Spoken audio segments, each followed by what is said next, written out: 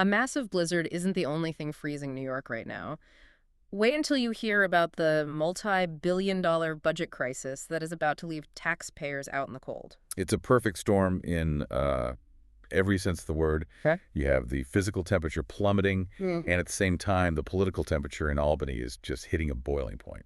Welcome back to the Deep Dive. It is Sunday, January 25th, 2026. And honestly, if you are anywhere on the East Coast right now, you don't need me to tell you what's happening outside. You can probably hear the wind.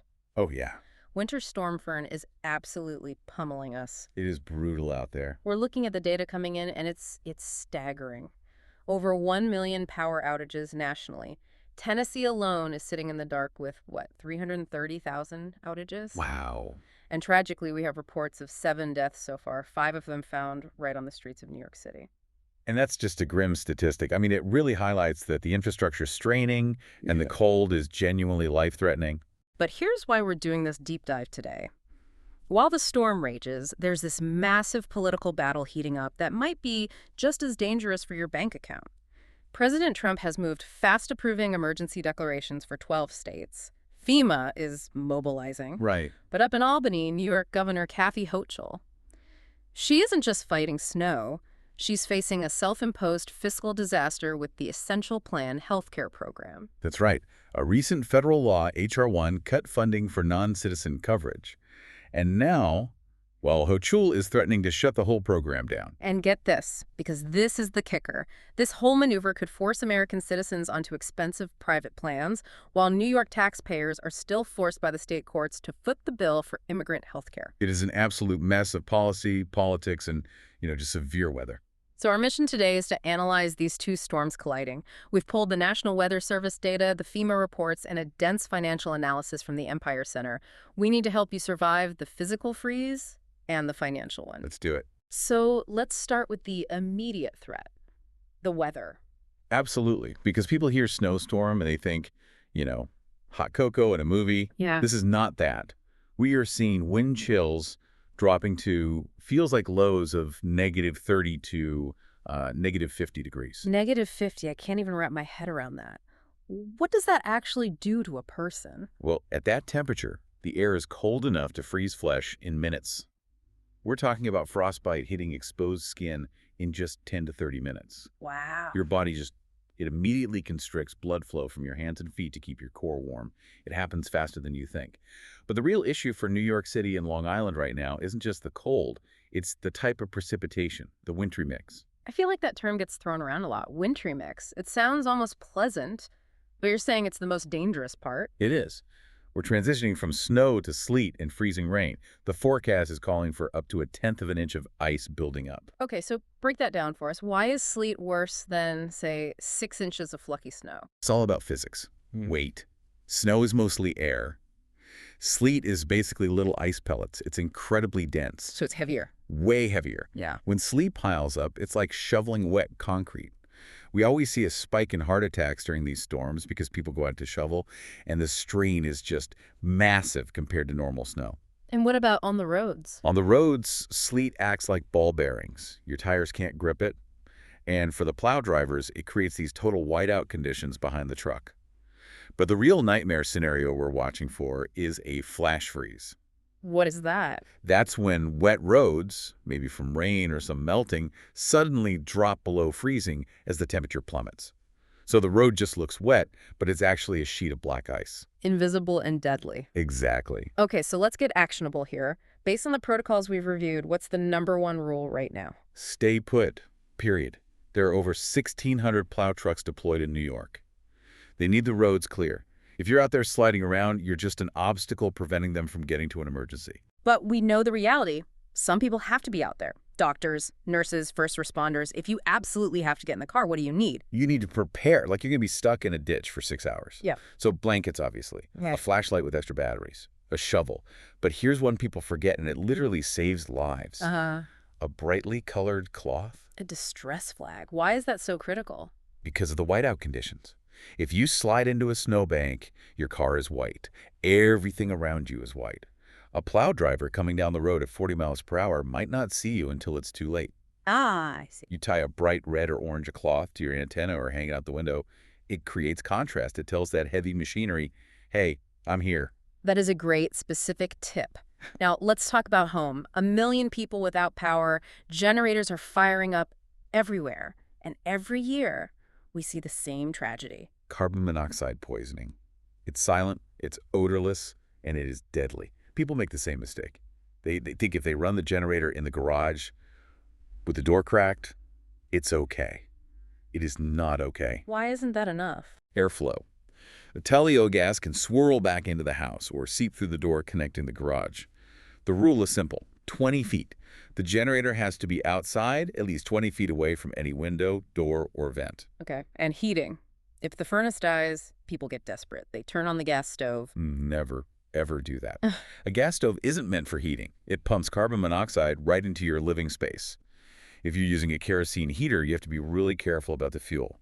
You need water-clear, 1K grade kerosene. I thought kerosene was just kerosene. Huge difference. If you use the red-dyed stuff, the lower grade, it has impurities, it clogs the wick, causes incomplete combustion, and that creates fumes. Stick to the 1K grade. So stay warm, stay smart. Now I want to pivot. We've talked about the government's role in safety, but looking at our sources, we're seeing this. A tale of two responses here.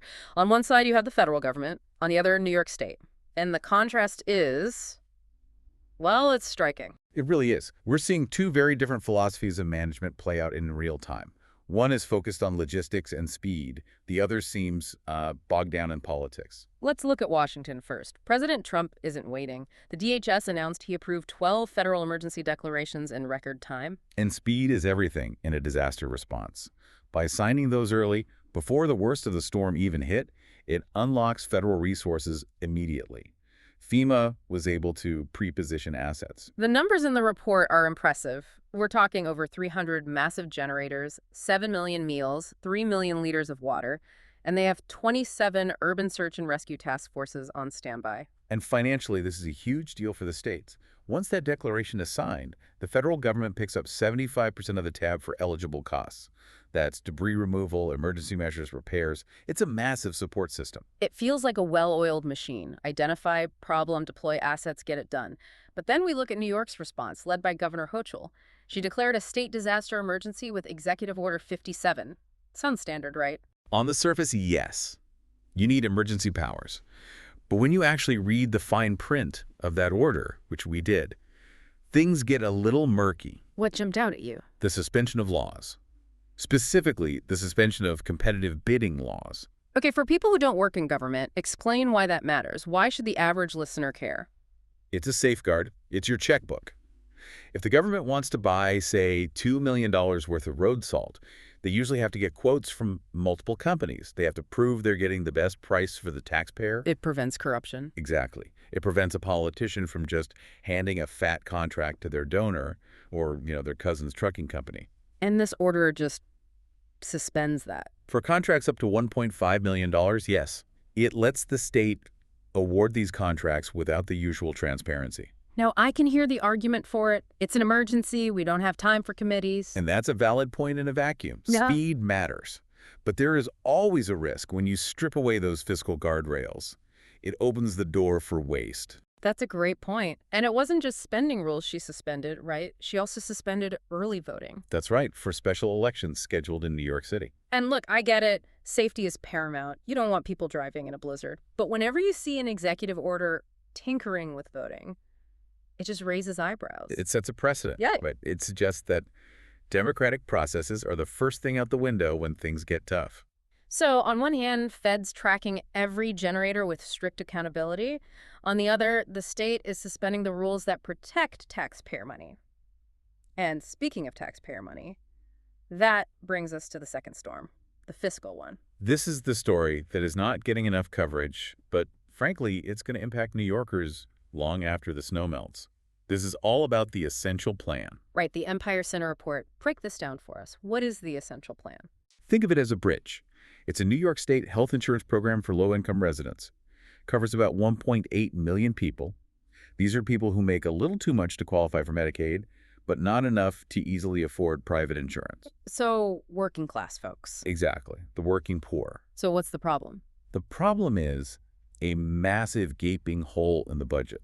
Governor Hochul's budget assumes that federal funding for this program is going to drop by $10.4 billion in fiscal year 2027. $10 billion. That is not a rounding error. Why is the funding drying up? It goes back to D.C. President Trump signed H.R. 1, also known as the One Big Beautiful Bill. It was a major piece of legislation to cut costs. And one key provision barred legally present immigrants from accessing federal health programs. Okay, so let me be clear. The federal government said, we're prioritizing American citizens. Federal tax dollars are not going to pay for non-citizen health care anymore. That's the logic, correct. The social safety net is for citizens. And that single change removes about $7.6 billion a year that New York was using to cover immigrants in the essential plan. So the federal spigot is off. Now, you'd think, okay, New York either pays for it themselves or stops covering non-citizens. But that is not what's happening. No. Hochul is engaging in what the Empire Center calls a politically fraught gambit. She is trying to force the Trump administration to pay, ignoring the new law, and she has issued an ultimatum. If the feds don't pay up, she's threatening to shut down the entire essential plan by July. Wait, the whole thing? For everyone, even the American citizens on it. That is the threat. It's a game of chicken. She is betting the Trump administration won't want to see a healthcare collapse, so they'll blink and send the money. She is using the healthcare of her own citizens as a bargaining chip.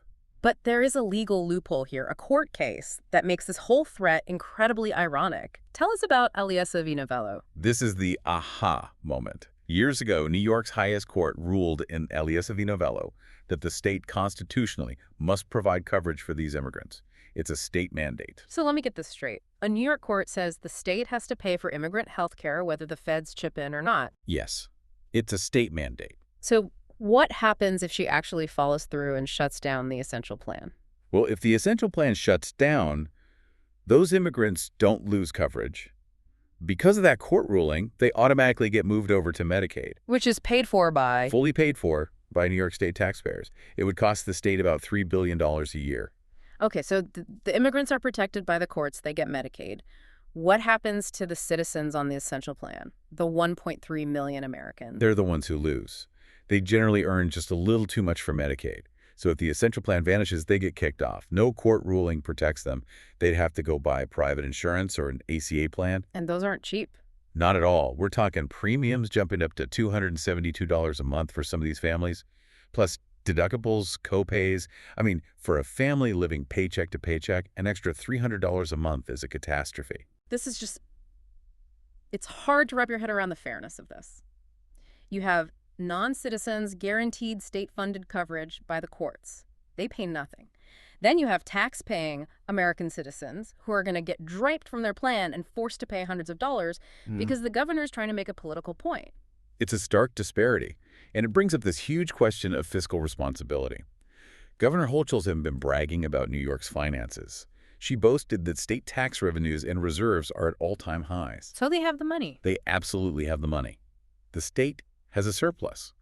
They could choose to fund the plan with state dollars if they wanted to prioritize their citizens, but instead they're using them as leverage against Washington. They're holding their own working-class citizens hostage to get a federal bailout. That's certainly one way to look at it. Yeah. And from the federal perspective, you can see why this standoff is happening. Right. The federal government is running trillion-dollar deficits. The argument from Washington is, why should a taxpayer in Ohio or Florida subsidize New York's decision to offer free health care to non-citizens? That's the core of it. New York makes a policy, we want to cover everyone, but they want everyone else in the country to pay for it. And when the federal credit card is cut up, the first people they threaten are their own citizens. It creates a perverse incentive. Yeah. The Aliesa ruling basically traps the taxpayer. No matter what happens, the taxpayer's on the hook for non-citizen coverage. But the citizen coverage, that's treated as optional. It's completely backwards. You'd think the primary duty of a state government is to its own citizens first. You would hope so. But this really shows how ideological these budget battles have become. It's not just about dollars and cents. It's about who we believe deserves protection and who pays for it. And meanwhile, the snow just keeps falling. It does. And this financial storm isn't going to clear up overnight. The deadline is July. If they don't solve this, a lot of New Yorkers are going to be scrambling. Okay, so let's recap. Outside, it is dangerous. The advice is stay home, clear the roads for plows, and do not bring that generator inside. Inside the state capitol, it is also dangerous. We have a governor using emergency powers to suspend the rules that protect your money, and a budget strategy that prioritizes a political fight over the health care of her own constituents. It's a lot to process, but the key takeaway is preparedness. Prepare your home for the cold, and prepare your wallet for what might be coming out of Albany. Absolutely. Stay warm, everyone. Check on your neighbors, especially the elderly. And maybe take a look at your insurance policy if you live in New York, because the rules might be changing and not in your favor. And remember, budgets are moral documents. They show you what and who the government actually values more than any speech ever could. That is a powerful thought to leave us with. If the state constitution requires taxpayers to fund health care for non-citizens, but the governor threatens to take it away from citizens to make a political point against the president, who is the government actually serving? Thanks for listening to The Deep Dive. Stay safe. Stay safe out there.